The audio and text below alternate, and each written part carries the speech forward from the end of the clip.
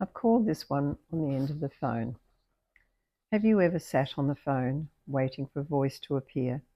Sometimes you sit there and sit there and sit there. Sometimes with some weird music, not your choice at all, but there you sit. Sometimes you get, hold the line please, but mostly there's just this disembodied music, and there you sit until finally you hear, how may I help you today? Such a relief.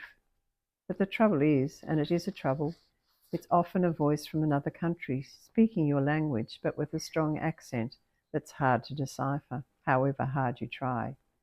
You might be from England, but the voice could be from anywhere, so you stumble along. I beg your pardon, or I didn't quite get that, or would you repeat that?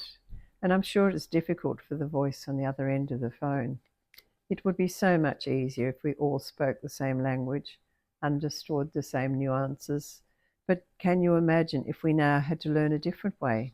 My language is the perfect one. No, that is not true. It is mine. It is mine. So please, is it not too big an ask if you're in Mexico, have someone from there on the end of the phone, or in France, have a French person, or in Afghanistan, have a real Afghani?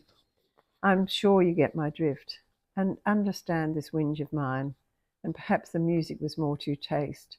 You might be more relaxed when you speak to that voice on the phone.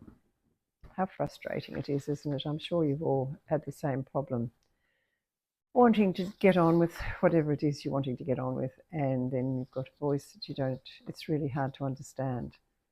I'm not so very good at it. My husband's really, really good.